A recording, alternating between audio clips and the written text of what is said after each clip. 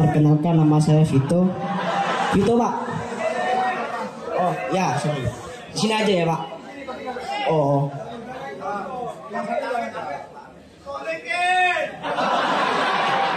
Ya, baik. Terima kasih. Perkenalkan, nama saya Vito, Pak. Asal instansi dari SMA. Saya masih SMA, Pak.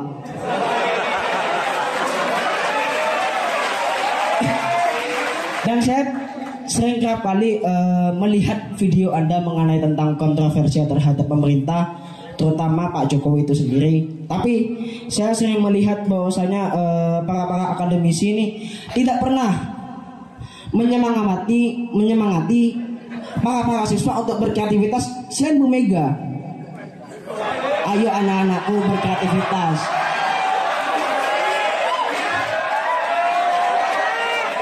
Terus saya tanyakan kepada Pak Waki sendiri, kenapa saya ini menggunakan baju merah?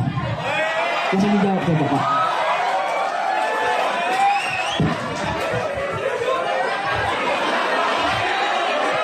Buat saya, Kenapa Pak? kenapa bajumu yang kamu tanyakan ke saya? Kenapa bukan celanamu?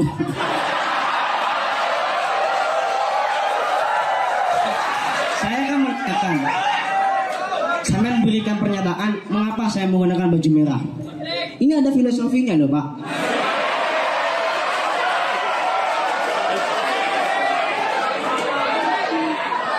Artinya merah itu melambangkan keberanian. Siswa yang ada di Indonesia tidak berani untuk menyampaikan suatu gagasannya karena pemerintah itu memberikan batasan kepada sosok untuk berpendapat bebas.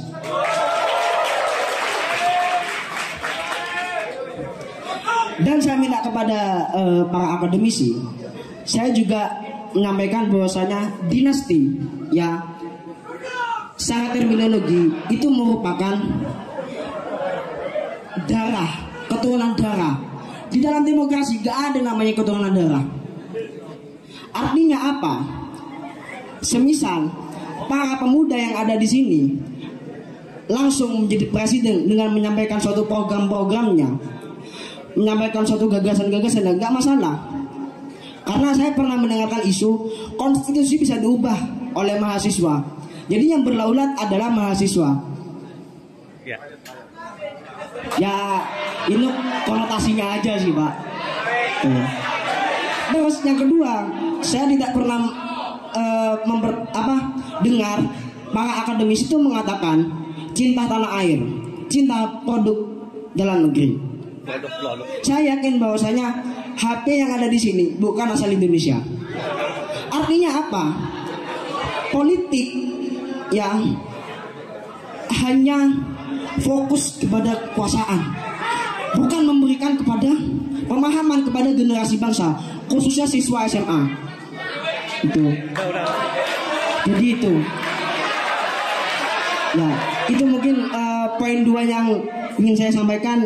Salam akal sehat ya Pak. Mungkin main-main ke rumah ya Pak.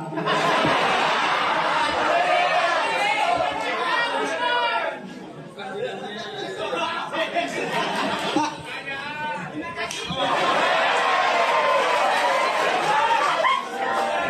Sudah Pak. Udah.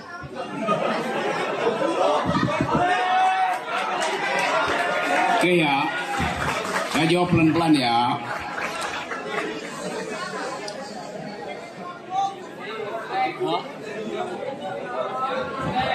Saya nggak percaya kamu SMA.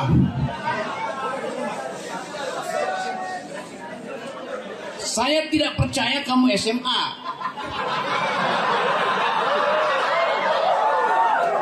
Saya nggak percaya.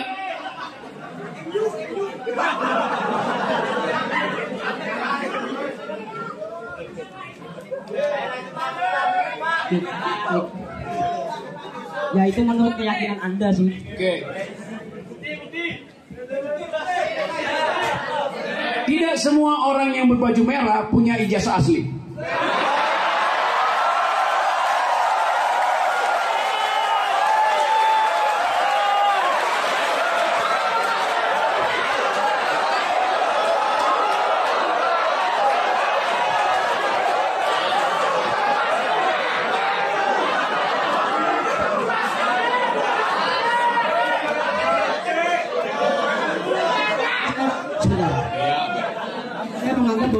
ijazah itu merupakan suatu bentuk konkret dari orang yang bersekolah.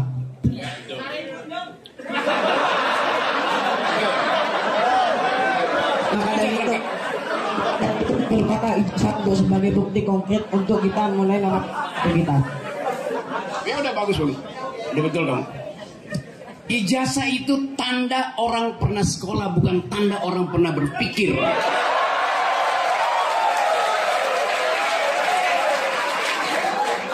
Jadi sebetulnya cara Anda ada di sini itu menunjukkan Anda nggak memerlukan lagi sekolah sampai SM, lulus SMA bahkan DO aja. Buat apa coba? Anda udah sangat yakin menerangkan pada bangsa ini bahwa tidak ada masa depan. Ya udah. Jadi nggak usah cari masa depan lewat ijazah SMA. Saya lanjut ya. Lanjut. Saya ingin pakai produk Indonesia. Saya ingin naik kereta cepat Indonesia. Buatan siapa itu? Cina. Presiden Jokowi pakai mobil buatan Solo, namanya SMK, di dalam dia mimpi. Gak ada satupun buatan Indonesia di. Anda makan beras hari ini, Presiden Jokowi mengimpor beras 1 juta ton semester ini. Yang akan Anda makan besok pagi itu beras Cina. Yang bayar siapa? Rakyat, petani Indonesia membeli beras Cina. Artinya petani Indonesia mensubsidi petani Cina. Logikanya begitu. Jadi apa lagi Pak?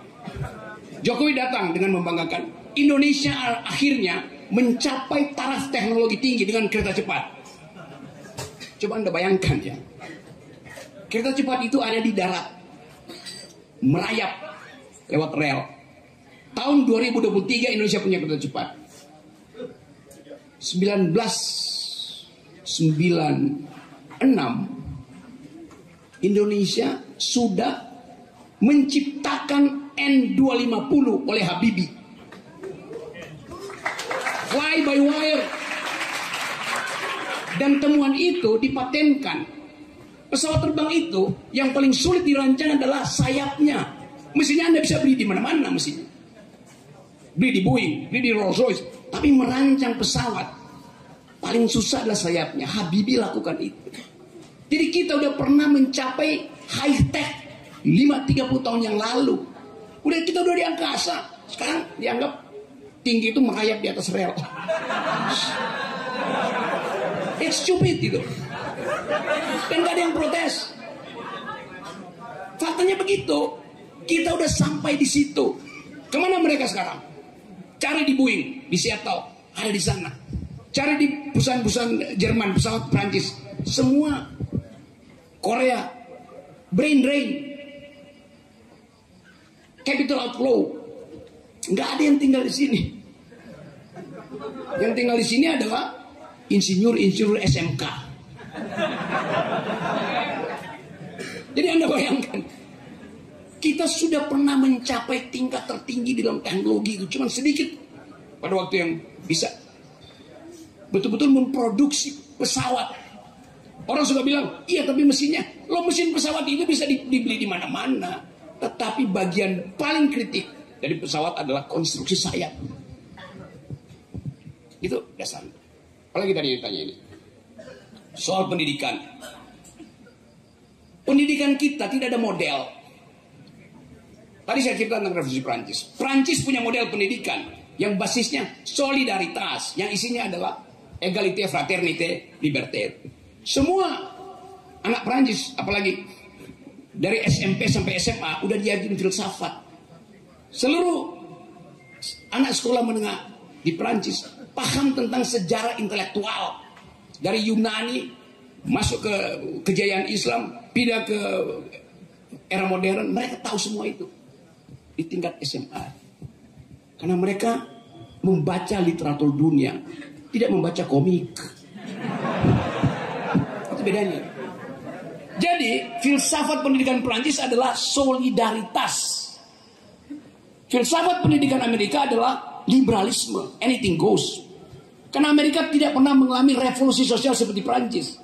Amerika mengalami revolusi kemerdekaan, merdeka dari bangsa lain. Prancis memerdekakan dirinya pertama-tama dari feodalisme, dari sistem yang sifatnya otoriter. Itu bedanya. Jadi Prancis maupun Amerika punya filosofi pendidikan. Indonesia punya nggak? Punya. Siapa yang bikin? Ki Hajar Dewantara. Bunyinya apa? Ingar Sosong Tulodo. Ingma dia bangun korso. Ukuri Handayani. Itu bagus betul. Di zaman Pak Jokowi diubah itu. Ingarso sung korupsi. Ingma dia bangun dinasti. Tuturi cawe-cawe. Gak ada ide. Karena itu kita kehilangan orientasi mau ngapain bangsa ini. Disebut kampus merdeka oleh menteri, tapi rektornya dirantai. Kampus merdeka, ketua BEM UI dipanggil polisi, diinterogasi rektor. Kemarin malam saya masih ada dengan BEM UI dan BEM Jakarta. Ada anak SMA datang pakai baju seragam, Anda bisa lihat di YouTube. Ya, anak SMA itu bergabung dengan mahasiswa seperti Anda. Dia pakai baju putih coklat, putih abu-abu, angkat tangan. Pak Rocky, terangkan pada kami bagaimana cara menurunkan presiden. Itu anak SMA berpikirnya. Bukan mempersoalkan produk Indonesia. Karena dia menganggap bahwa tidak relevan kita bicara apa-apa tentang pemerintah. Yang relevan sekarang adalah momentum untuk menyelesaikan problem yang tersendat, yaitu mengucapkan pikiran demokrasi kemerdekaan terhalang oleh Raja Jawa yang ada di Monas. Saya mau sebutkan itu. Karena Pak Jokowi punya cara berpikir The Idea of Power in Japanese Culture yang pernah ditulis oleh Ben Anderson. Bahwa kekuasaan itu dikendalikan seperti memati hidupkan lampu. Nah, kita ada di dalam keadaan. Jadi ini malam untuk kita evaluasi bahwa sangat mungkin dalam 1-2 hari ini, dalam 1 minggu ini terjadi kegemparan politik dan kita mesti siap dengan cara apa kita atasi kegemparan itu. Kalau kita saling percaya di dalam koalisi. Saya nggak percaya Pak Prabowo dengan sadar memilih Gibran. Nggak percaya sih. Apalagi Pak SBY di situ. Apalagi Pak Erlangga. Tapi bagaimana mungkin mereka mengucapkan pemberontakan, revolusi, kalau setiap ketua partai disandra oleh sprindik? Setiap ketua partai punya political comorbid. Ada comorbid politiknya. Jadi kita menginginkan, kita ingin menginvestasikan perubahan ini pada kalian yang muda, teman-teman mahasiswa. Tentukan hari ini. Apakah kalian mau berbakti pada ide atau tunduk pada kaleng kongguan? Mas, ini Mas kasih nih. Udah. Terima kasih atas kesempatannya untuk moderator. Pertanyaan ini akan saya ajukan barangkali kepada Bung Rocky ya. Ada 2 poin yang ingin saya tanyakan. Yang pertama yaitu berkaitan dengan kondisi. Yang pertama yaitu terkait kondisi politik dalam negeri, yaitu yang saya menyebutnya barangkali drama seperti sinetron. Karena ada beberapa rentetan peristiwa yang mirip seperti sinetron. Yang pertama ya, perebutan restu seseorang dari seorang presiden. Kemudian ada partai yang sampai nangis-nangis merasa terdolimi. Kemudian ada yang rame-rame karena calon di bawah 40 tahun. Nah, ini kan menjadi drama ya, yang menjadi cerita panjang di Indonesia. Artinya yang kami harapkan adalah kampanye merupakan adu program bagaimana membangun Indonesia ke depan, seperti itu. Nah, ini menjadi miris karena ditambah lagi dengan adanya buzzer media mainstream yang memainkan emosi dari masyarakat. Artinya mencari simpati, dukungan melalui media online. Pertanyaan saya, bagaimana sih kita bisa keluar dari kondisi ini agar kita bisa berpikir jernih, berbicara tentang gagasan calon pemimpin kita ke depan? Itu yang pertama. Nah, selanjutnya yang kedua yaitu tentang kondisi politik luar negeri. Karena kita lihat para elit global yang memiliki standar ganda.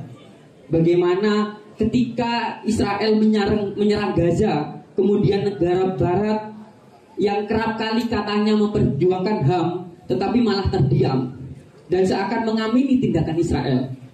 Tetapi ketika Rusia menyerang Ukraina, negara barat malah bersatu untuk melawan Rusia. Sampai untuk main bola pun dilarang.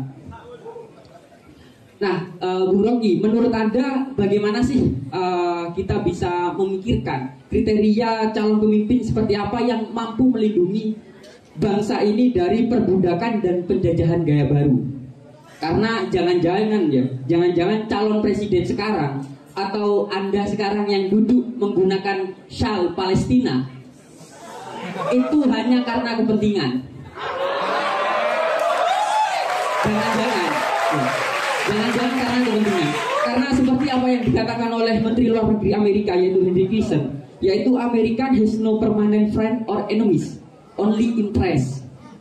Amerika gak mempunyai musuh abadi atau teman abadi. Yang ada hanyalah kepentingan. Terima kasih.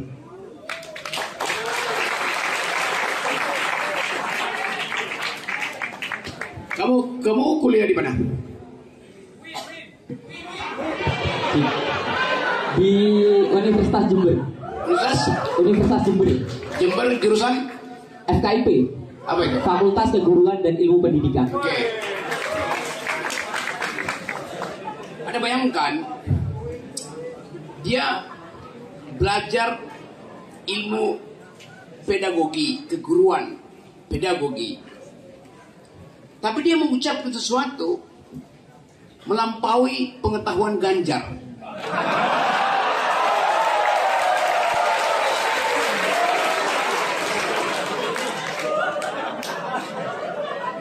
Saya nggak pernah dengar ada keterangan Ganjar Pranowo maksud saya,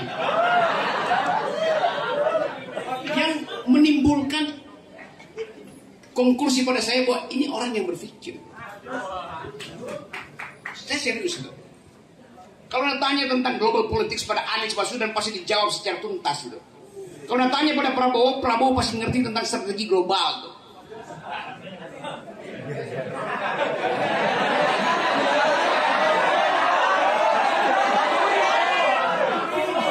Kalau tanya pada Ganjar akan terangkan itu strategi main TikTok.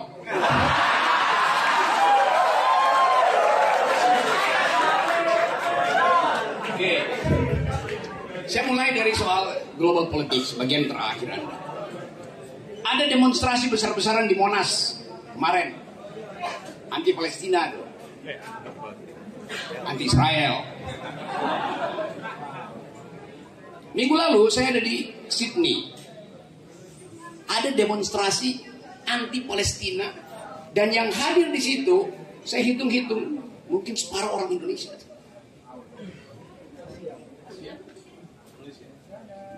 Orang Indonesia banyak.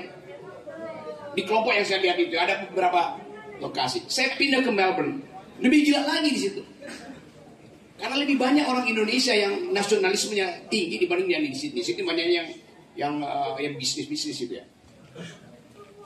Tetapi idenya adalah masyarakat Indonesia nyatu dengan hati Palestina. Bukan negara yang nyatu. Anda bedakan antara diplomasi politik state dan partisipasi real dari masyarakat. Yang demo di Monas itu real.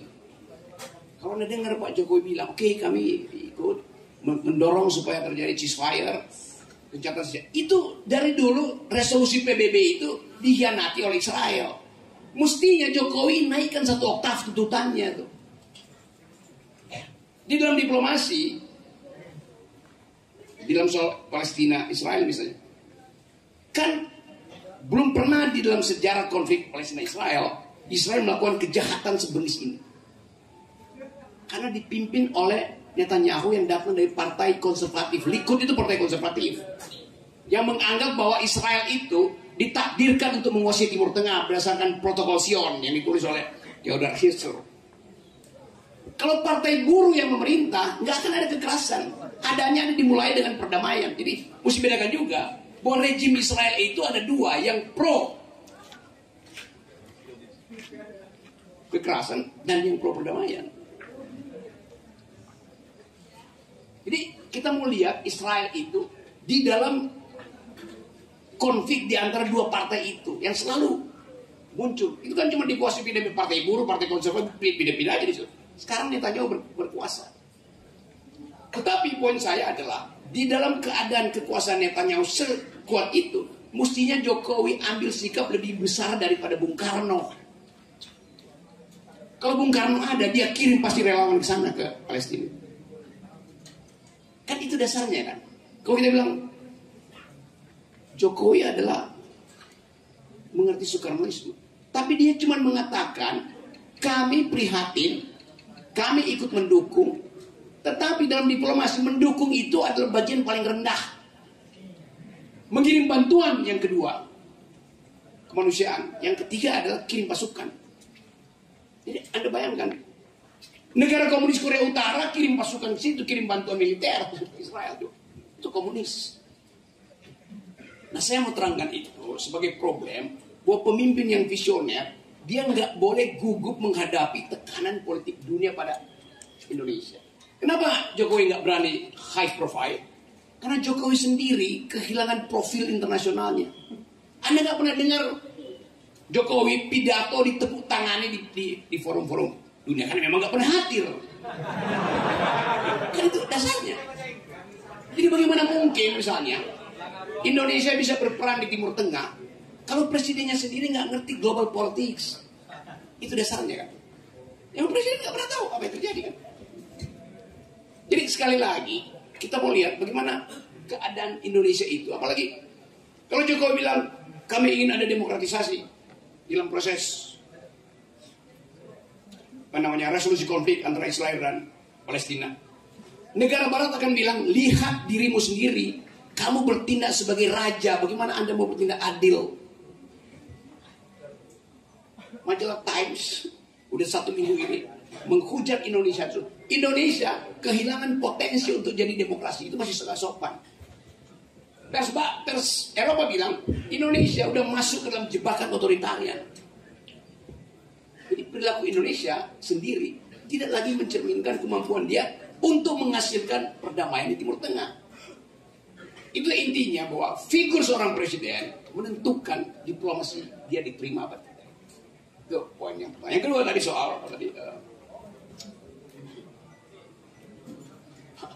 sinetron, tentang sinetron. Ya, tentang sinetron. Pak Jokowi sendiri yang bilang kan, politik kita kebanyakan drakor. Kan dia bilang begitu 2 hari lalu, drakor, drama Korea maksudnya. Saya kira dia salah. Yang ada di Indonesia bukan drakor, tapi Dracula. Apa itu Dracula? Drama keluarga.